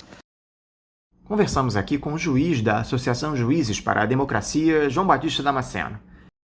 Eu, mais uma vez, retorno aqui à leitura dos recados que vocês ouvintes nos encaminham pelo nosso site, pelo nosso e-mail, pelas redes sociais. E, como sempre, eu tenho uma enormidade de recados aqui acumulados em minhas mãos. Vamos lá fazer mais uma fase de leituras aqui desses recados. O Altair Lourenço de Lima, pelo nosso site, na entrevista que nós fizemos com o economista Cláudio Oliveira, lá da EPET, ele diz o seguinte: a Petrobras tem sim de ter o monopólio da extração de refino de petróleo. Daí fica registrada a opinião do Altair nessa entrevista que nós fizemos com o Cláudio Oliveira. Já o Fábio Pacheco Alcântara, pelo Facebook, concorda aqui com a entrevista que o professor Francisco Carlos Teixeira nos concedeu lá no início do mês de abril. Ele diz: perfeito! Fez aqui a síntese em relação à entrevista do professor Francisco Carlos. Obrigado aí pelo teu recado, Fábio. O Antônio José de São Gonçalo nos manda um bom dia. Bom dia para você também, Antônio. Espero que você esteja nos ouvindo aqui no dia de hoje. Já no nosso Instagram, na entrevista que nós fizemos com o Frei Beto, onde ele diz que o Bolsonaro tem interesse no aumento das mortes por Covid-19, o Pablo Lopes diz: eu falo isso desde o começo. É verdade, Pablo. O Jair Bolsonaro muito claramente tem interesse que o número de mortes aumente pela Covid-19 no nosso país por vários motivos. Especialmente porque quanto mais mortes, menos compromisso o Estado tem com a população brasileira, não é verdade, meu amigo? Menos aposentadorias, menos direitos sociais, quanto menos pessoas, melhor para o Jair Bolsonaro. Essa é a grande verdade. Muito obrigado, Pablo, pelo teu recado. O Alfredo Teixeira nos incentiva aqui, ó. Vamos faixa! Obrigado, Alfredo. Já o Antônio Roberto Caldeira Bergossi, lá pelo nosso YouTube, faz uma crítica aqui à entrevista que o professor Paulo Gelasco nos concedeu recentemente. Ele diz: que discurso liberal alinhado com o imperialismo sobre a Rússia. Muito pobre a análise geopolítica do comentarista. Antônio, eu agradeço aqui a tua crítica e vou passá-la às mãos do professor Paulo Velasco, tá bom? Muito obrigado a você. Já o Ricardo Félix, boa tarde a todos do Faixa Livre, saudações aqui de Interlagos, abraços a todos. Abraço para você também, Ricardo. Espero que hoje você esteja novamente nos escutando aqui. A Fernanda Brack, também pelo YouTube. Frei Beto, mais uma vez, com sua análise tão precisa e tão necessária. Que bom, Fernanda, que bom. Você gostou da entrevista que o Frei Beto nos concedeu aqui no Faixa Livre, lá no início do mês de abril. Enquanto isso, Paulo César diz aqui, ó: discordo, teve sim mudanças estruturais, acabou com os movimentos sindicais, sociais e partidários. Não dá para identificar aqui a qual entrevista o Paulo César se referia, mas fica aí registrado o comentário do Paulo, tá bom? Um abraço para você, Paulo César. Na entrevista que nós fizemos com a produtora cultural Jordana Moreira, a Ana Paula Gualberto, aqui pelo nosso site, diz: um arraso! Que bom que você gostou da entrevista dela, tá bom, Ana Paula? Espero que você continue nos ouvindo aqui no Faixa Livre. O Alfredo Teixeira mais uma vez nos incentiva: vamos faixa! Obrigado, Alfredo. Já o Carlos José: se o Lula é um líder ultrapassado para a esquerda dita revolucionária, por que o entrevistador insiste em perguntar aos entrevistados o que acham da postura do Lula após ter seus direitos políticos restabelecidos? Pois é, Carlos, apesar de Lula você dizer aqui que ele é um líder ultrapassado para a esquerda dita revolucionária, a grande verdade é que ele é o principal líder político do nosso país. Ele não pode fugir da nossa análise em momento algum, essa é a verdade. Nós simplesmente não podemos fingir que o Lula não existe no cenário político, muito pelo contrário. Ele é o principal favorito a ganhar as eleições em 2022 e nós temos que criticar as posturas dele com esses acenos que faz ao ultraliberalismo, como fez já lá em 2002. Essas recentes reuniões que ele teve lá em Brasília com figuras como Rodrigo Maia, José Sarney, todo esse pessoal que a gente já conhece muito bem, não é, Carlos? Nós temos de analisar as posturas do ex-presidente, fazer as críticas aqui para que, de alguma forma, a gente encontre saídas para essa situação complicada que o Brasil atravessa. Está muito claro que não é o Lula que vai resolver os nossos problemas, mas nós temos que citar e colocar as contradições do ex-presidente. Mas, de toda forma, te agradeço o teu recado, tá bom, Carlos, a tua crítica? O Josué Medeiros diz aqui, o melhor programa jornalístico da rádio brasileira, parabéns. Obrigado, Josué, obrigado aí pelos seus elogios. Espero aí que você esteja nos ouvindo no programa de hoje. Te agradeço demais essa companhia que você faz aqui a gente todos os dias na Bandeirantes. Já a Marilda da Silva Ribeiro, pelo YouTube, ela diz o seguinte: concordo com o Ciro Garcia. Nós, trabalhadores, temos que enfrentar um leão por dia e ainda assim esse governo tirou todo o direito dos trabalhadores. Só quem anda nas ruas vê a miséria se alastrando a cada dia. Lamentável. Muito bem observado, ô Maria. Esse governo só faz levar a população à extrema pobreza no nosso Brasil. E não sou eu que estou dizendo não, são os números que mostram isso. Várias entidades têm feito estudos a respeito disso, mostrando que a população brasileira, o número de brasileiros em situação de extrema pobreza aumentou enormemente nos últimos tempos. E aqui, olha, ela volta a participar dizendo o seguinte: e o pior de tudo é que assistimos na televisão esses empresários que elegeram Bolsonaro fazendo campanha para arrecadar alimentos, verdadeiros hipócritas. O Datena chega até a ser ridículo. Tá aí, fica a crítica da Marilda da Silva Ribeiro. Muito obrigado mais uma vez, tá bom, Marilda? Já a Maria Aparecida Santos diz: olá, faixa livre, bom dia para você também, Maria. O Alfredo Teixeira novamente nos incentiva e manda um abraço aqui para o Henrique Acker. Eu vou passar aqui o teu abraço para ele, tá bom, Alfredo? No Facebook, o Fábio Antifascista Ecopessoal: Cajuru distraído ou ingênuo? Fala sério, ninguém é bobo. Está na cara que isso foi proposital e uma armação do Bolsonaro e Cajuru para atingir a credibilidade e a imagem séria da CPI, que o Judiciário determinou que o presidente do Senado respeite a Constituição e instaure a CPI das omissões e ações na pandemia. É mais uma criminosa falta de respeito às instituições democráticas realizada pelos fascismo bolsonarista, que só vive de ataque a reputações, fake news e conspirações de manipulação midiática. Pois é, Fábio, muito estranha aquela gravação do senador Jorge Cajuru, não é, meu amigo? Essa é uma situação que acabou ficando no ar, não é, Fábio? Mas, de toda forma, eu espero que a CPI da pandemia nos traga bons resultados e mostre todos os crimes que o Jair Bolsonaro cometeu nesse genocídio que nós temos aqui no nosso país. Obrigado, Fábio, pelo teu recado. O Carlos José: o apresentador tem fixação no Lula. Pois é, o Carlos José foi o mesmo que fez aquele comentário a respeito, aquela crítica a respeito do meu posicionamento em relação ao Lula. Carlos, eu não tenho fixação no Lula não, mas mais uma vez é absolutamente necessário que nós falemos sobre o ex-presidente e as atitudes dele, especialmente por conta da sua relevância no nosso cenário político. Obrigado mais uma vez pelo teu recado, Carlos. O Antônio José nos dá um bom dia para você também, Antônio. E o Alfredo Teixeira mais uma vez aqui nos incentiva: vamos faixa. Jones Manuel cavando uma boquinha aqui no faixa. Ele se refere à entrevista que o historiador Jones Manuel nos concedeu aqui, lá em meados no mês de abril. Eu te agradeço, tá bom, Alfredo? Já no Facebook, na entrevista que nós fizemos no dia 14 de abril com o Rudahit, o José Luiz Fevereiro e o Bernardo Kocher, o Luiz Fernando Padilha diz: senhora Trinca, pessoas que não necessariamente concordo com elas, mas que tenho um imenso prazer em ouvi-las. Por mim, cada edição teria 5 horas, somente para colocar outros 3 nomes na pauta. Que bom, Luiz, que bom que você gostou dessa pauta muito bem produzida pela nossa querida Celeste Sintra aqui. Te agradeço demais pelo teu recado e por você compartilhar todo o nosso conteúdo aqui no Faixa Livre. Eu citei isso recentemente num comentário aqui da última vez. Te agradeço demais toda a tua audiência e também a ajuda que você nos oferece compartilhando os conteúdos que nós produzimos aqui no programa. Muito obrigado para você, tá bom, Luiz? O Fábio Antifascista Ecopessoal volta a participar aqui. Ele diz: o gado bolsonarista planeja ataques verbais ao Randolph. Todo apoio ao Randolph nas redes.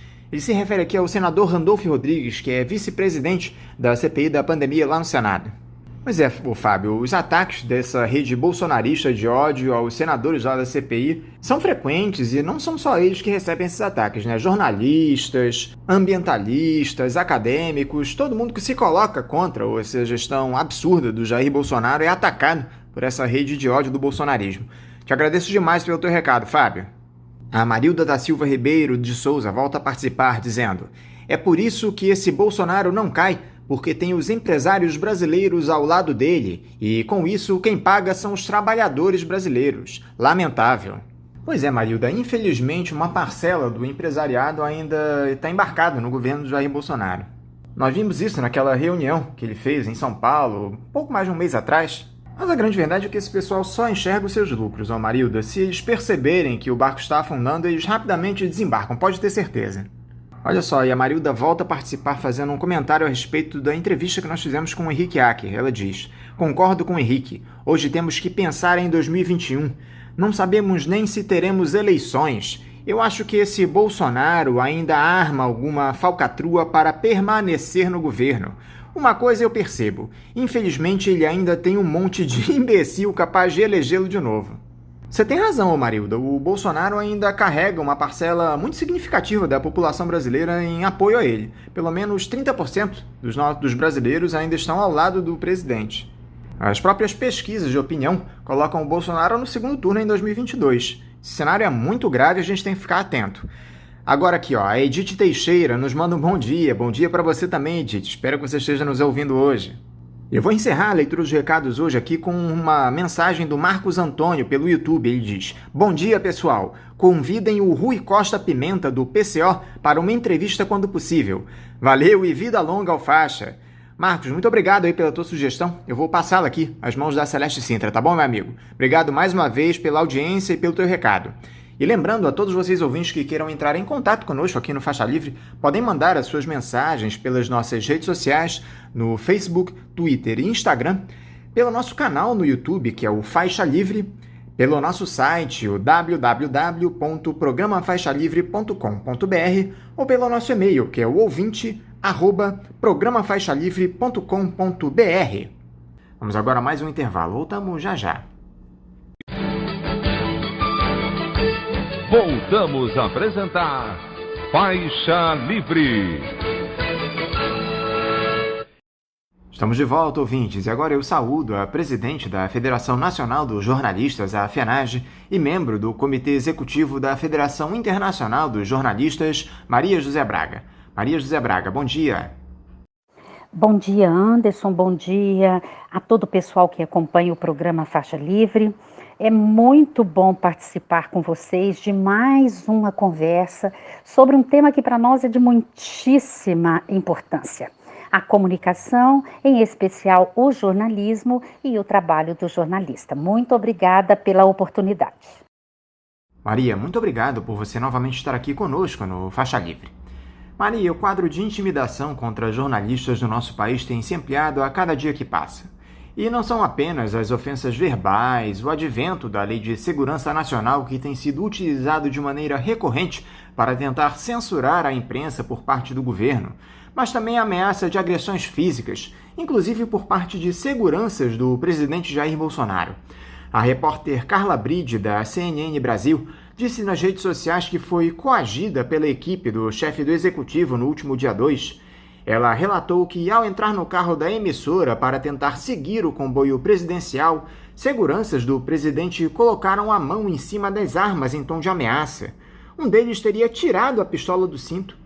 Como é que vocês da FENAGE têm visto esse tipo de episódio, Maria? A Federação Nacional dos Jornalistas, desde 2019, tem chamado a atenção da sociedade brasileira para o que chamamos de institucionalização da violência contra jornalistas por meio da Presidência da República.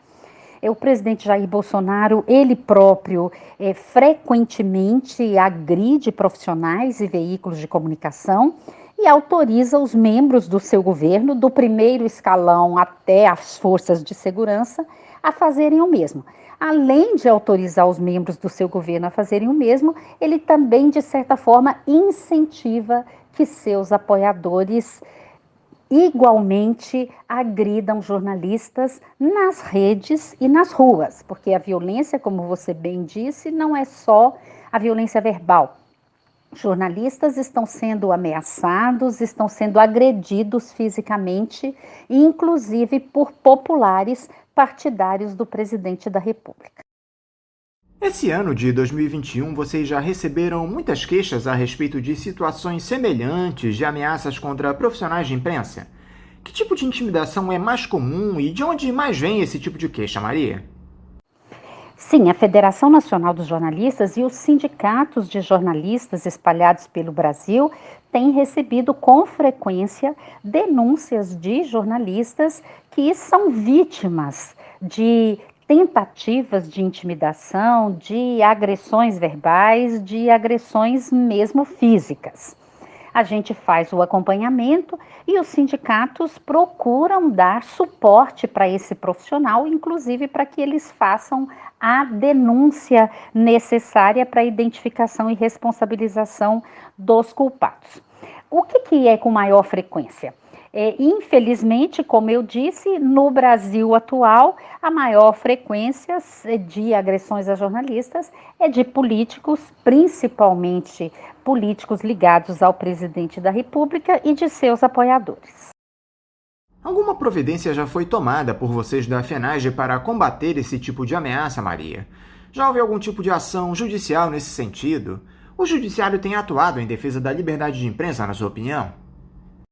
Sim, a FENAGE e um conjunto de entidades já protocolou uma denúncia contra o presidente da República, pedindo providências do Gabinete de Segurança Institucional para garantir a segurança dos jornalistas que cobrem o Palácio da Alvorada, mas infelizmente a ação ainda está tramitando e agora o Ministério Público deu um parecer dizendo que é preciso de que técnicos do trabalho façam um laudo para, de fato, dizer se há ou não risco para a integridade física e moral do jornalista na porta do Palácio.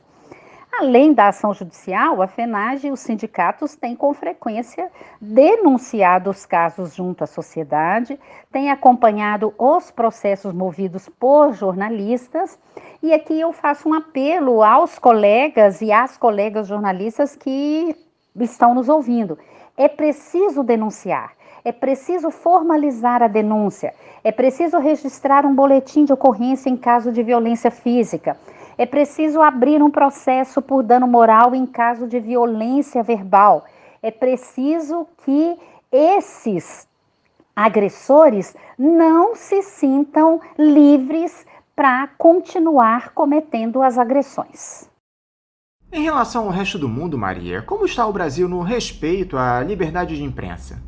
Você que também faz parte do Comitê Executivo da Federação Internacional dos Jornalistas, pode traçar um panorama sobre a situação dos profissionais de imprensa no país em comparação com as demais nações? A Federação Internacional dos Jornalistas acompanha o trabalho dos jornalistas e a situação de liberdade de imprensa nos países onde tem entidades filiadas, como é o caso do Brasil, dos países da América Latina, Europa, Estados Unidos e vários países também da Ásia e da África. Há uma generalização da violência contra jornalistas em países onde a democracia está fragilizada. É o caso do Brasil, é o caso do Peru, é o caso principalmente do México, o país mais violento para jornalistas no mundo. E, obviamente, também é o caso de países que estão em conflitos, como Síria, como Afeganistão e outros. Há também, além da questão da violência contra jornalistas, outros indicativos de que a liberdade de imprensa não está totalmente assegurada. Entre esses indicativos, o próprio número de veículos de comunicação existentes para garantir a diversidade e a pluralidade da informação jornalística e outros critérios. E o Brasil, infelizmente, para todas as organizações que fazem rankings mundiais, o Brasil está lá atrás, na chamada zona vermelha da liberdade de imprensa. As empresas de comunicação no país, Maria, têm atuado de alguma forma para proteger seus profissionais dessas ameaças promovidas especialmente por apoiadores do presidente? Há alguma articulação dos veículos de imprensa para evitar esse tipo de abuso? Para a Federação Nacional dos Jornalistas e para os sindicatos de jornalistas do Brasil, as empresas empregadoras têm feito pouco. É claro que existem exceções de empresas que fizeram e continuam fazendo a defesa dos seus profissionais e denunciando os casos de agressão ou de tentativas de intimidação, de toda sorte de violência contra o profissional. Mas no nosso entendimento é preciso mais. É preciso, além de medidas protetivas, que os próprios veículos de comunicação façam esse debate junto à sociedade. Por isso eu agradeci tanto estar aqui na Bandeirantes do Rio de Janeiro, porque são poucos os veículos que fazem a discussão do papel da imprensa, do papel do jornalista e dos riscos para a democracia quando o profissional e os veículos de comunicação são agredidos. Então, nós entendemos que existem exceções, que algumas empresas cumprem o que é preciso cumprir, mas outras empresas deixam a desejar, inclusive no apoio que deveriam dar ao profissional agredido. A que você atribui esse aumento da violência contra jornalistas no Brasil, Maria? Por que tanto se ataca profissionais que têm a missão de levar informação às pessoas? Isso é fruto apenas desse avanço da extrema-direita que tomou conta do país nos últimos tempos? Para a Federação Nacional dos Jornalistas, o avanço da violência contra jornalistas de 2019 para cá tem uma relação direta com a ascensão da extrema-direita no poder por meio da posse do presidente Jair Bolsonaro. Mas não é só. Essa ascensão da extrema-direita no poder, ela tem consequências muitíssimo graves no âmbito sociopolítico.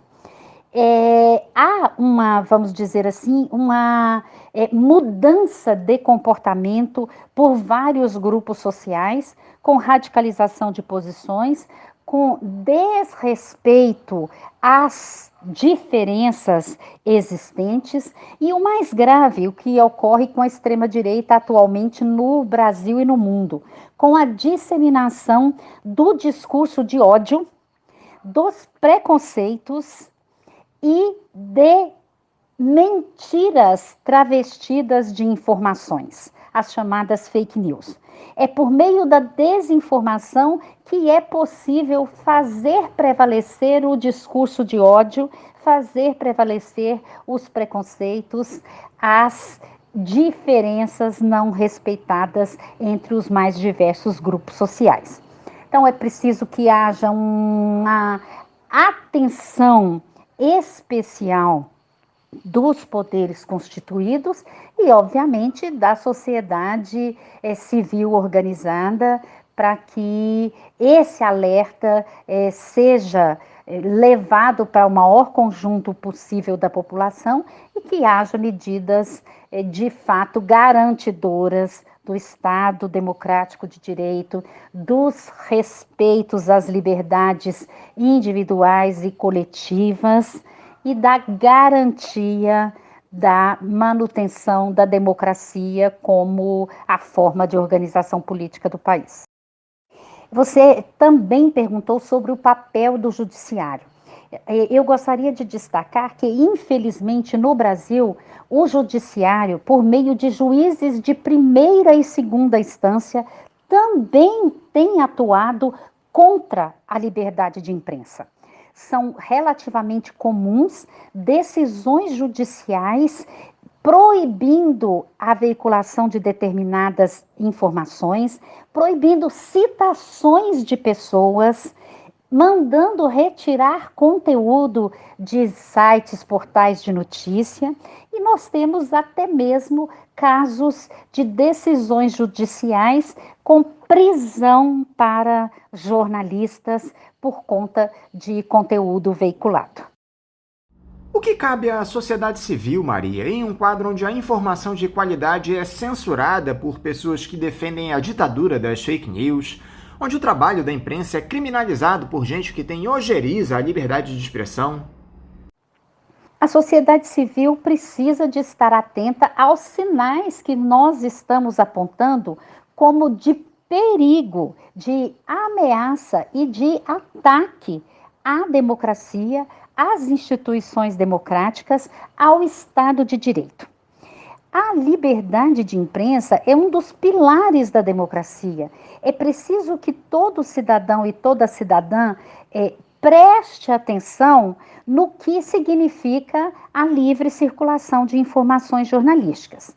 Infelizmente, nós, jornalistas e veículos de comunicação, estamos enfrentando uma situação muitíssimo desigual, que é o que você mencionou, a propagação de informações falsas e ou fraudulentas travestidas em formas de notícias chamadas fake news. Existe uma verdadeira indústria da desinformação.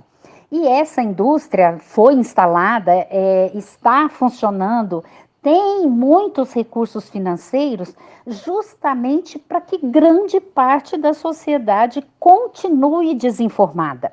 E o que é pior, grande parte da sociedade continua desinformada, acreditando estar informada. Então, para nós, da Federação Nacional dos Jornalistas, é preciso haver uma valorização do jornalismo. É preciso mais e mais informações verdadeiras circulando para que o cidadão e a cidadã possa distinguir efetivamente o que é real, o que é fictício, o que é verdade, o que é mentira. Para encerrar, Maria José, eu gostaria que você comentasse também sobre os 31 anos de fundação da Empresa Brasil de Comunicação, completados agora no último dia 10, falasse a respeito da importância dela para o país e o desmonte que a empresa vem sofrendo durante essa gestão do Jair Bolsonaro. A FENAGE é uma defensora do sistema público de comunicação. E o que é um sistema público de comunicação? Um sistema mantido, obviamente, com recursos públicos, mas que observa essencialmente o interesse público na sua programação. No Brasil, nós temos uma hipertrofia do setor privado de comunicação. São as grandes empresas de rádio, televisão, os jornais impressos que dominam a cena da informação. E nós entendemos que é importante haver um contraponto com o sistema público. Nesse sentido, a criação da EBC foi muitíssimo importante para que nós tivéssemos uma empresa nacional com o olhar voltado para a produção de informação de qualidade, produção de entretenimento de qualidade, produtos culturais de qualidade, sem uma preocupação com lucro. A EBC não chegou a se consolidar como uma grande empresa pública e já começou a ser atacada ainda no governo do golpista Michel Temer. Foi lá no governo de Temer, não é por acaso que uma das primeiras medidas do Temer foi acabar com o Conselho Curador da EBC.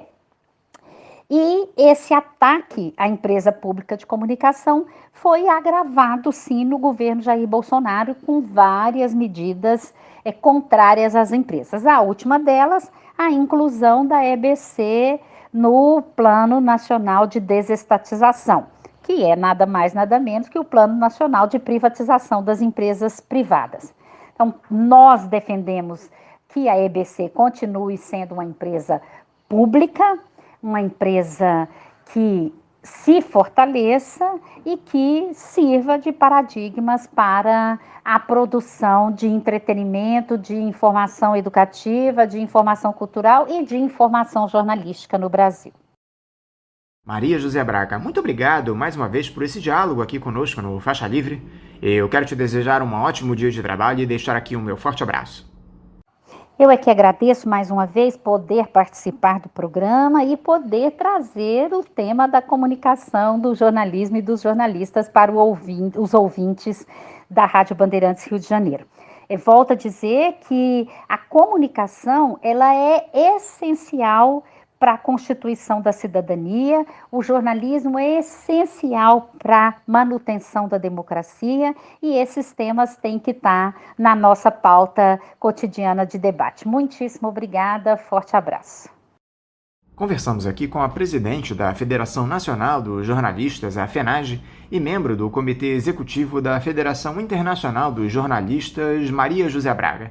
E vamos encerrando a edição de hoje do Faixa Livre, convidando todos vocês para amanhã, a partir das 8 da manhã, estarem aqui, novamente, na Rádio Bandeirantes 1360 AM, para mais uma edição do nosso programa. Um abraço a todos vocês e até amanhã!